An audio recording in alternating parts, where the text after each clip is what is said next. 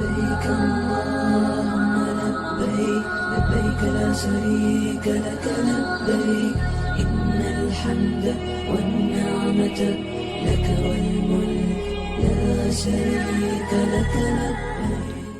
Puisque le sujet qui va être traité, qu'est-ce qui annule les actions, comment Allah Azza wa Jal accepte nos bonnes œuvres, et vous mesurez déjà l'importance du sujet et aussi la complexité de ce sujet, parce que c'est un sujet qui nécessite beaucoup d'attention, parce qu'il s'agit de la validation et de l'acceptation de nos propres. Il faut souligner déjà au préalable que Allah Azza wa Jal toujours nous invite à une action. Pourquoi? Parce que notre foi est toujours une foi dynamique, une dynamique qui requiert un effort, qui requiert un élan spirituel, qui nous permet toujours de faire un effort sur soi pour pouvoir réaliser et accomplir comme il se doit ce que Allah subhanahu wa ta'ala nous a recommandé, nous a demandé de le faire. Donc c'est pour ça dans le Coran al-Karim, vous trouvez toujours la foi est toujours liée à l'action. Allah ta'ala, toujours il nous dit « Ladina amanu wa amilu salihat ». Et ce n'est pas n'importe quelle action, on parle de la bonne action. Et pour la bonne action, parce que la bonne action, il a pour objet de nous faire rapprocher d'Allah Azza wa Jal. C'est pour ça qu'on appelle les bonnes actions, on appelle les actions de rapprochement de Dieu, le qurubat en langue arabe. C'est-à-dire parce que ça permet d'accéder à la connaissance d'Allah subhanahu wa ta'ala, et ça nous permet de nous rapprocher d'Allah subhanahu wa ta'ala. Donc ces actions, Allah Azza wa Jal n'a pas laissé à ces actions de l'arbitraire. Ils peuvent être faites de n'importe quelle manière, de n'importe quelle façon. Et il a exigé un certain nombre de conditions, un certain nombre de manières, comment il faut le faire, donc comment on doit le faire, de quelle manière, et également qu'est-ce qui peut annuler ces actions et qu'est-ce qui peut fortifier ces actions.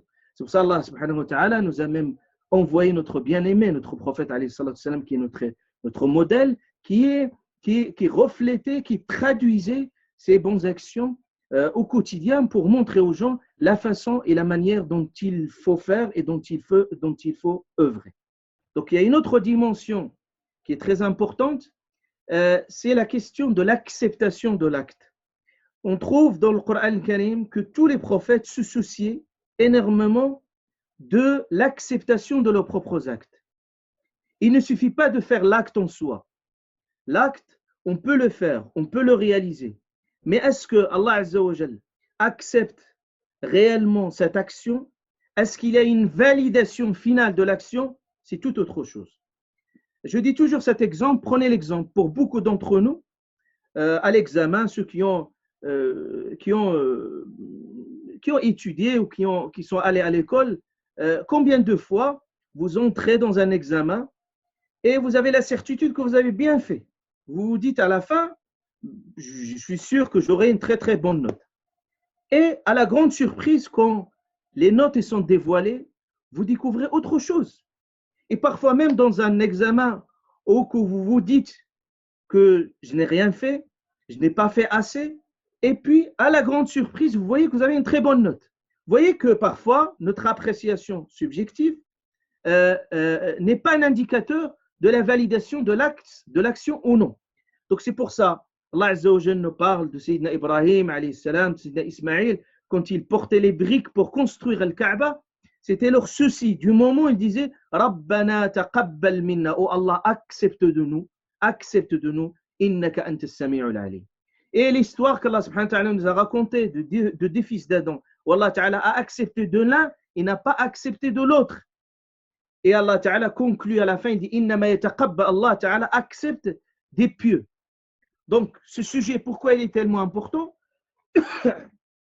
Parce que c'était le souci de tous les pieux et de tous les prophètes. C'est au final, à ce qu'Allah subhanahu wa ta'ala accepte cette action et la valide ou non. Et dans l'impossibilité de le savoir, et ils supposent toujours que cette action peut être ne pas acceptée. C'est pour ça Allah Ta'ala a parlé de ces gens pieux qui disent, Allah Ta'ala dit, ceux qui font énormément d'efforts, c'est-à-dire ils font énormément d'efforts, ils font tout, et ils donnent de leur énergie et tout leur possible pour faire l'action. Ils ont aussi les cœurs, ils sont craintifs, ils ont une forme de peur. Aïcha radiallahu anha, il disait au prophète alayhi salatu wassalam, est-ce que ce verset-là, il parle de qui? Est-ce qu'il parle des gens qui ne respectent pas les enseignements d'Allah subhanahu wa ta'ala, ou il parlait d'autre chose? Il dit, le prophète alayhi salatu wassalam, il dit, Ya ibnat as-siddiq, ce verset-là, il parle spécifiquement des gens là qui prient et qui jeûnent et qui donnent la sadaqa, mais ils ont une peur qu'Allah subhanahu wa ta'ala n'accepte pas leurs œuvres.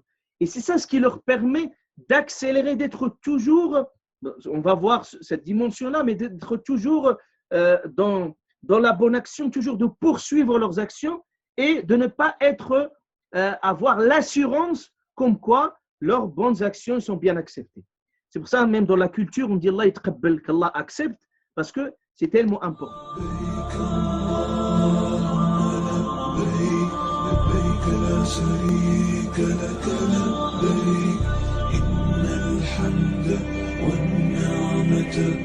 لك والملك لا شريك لك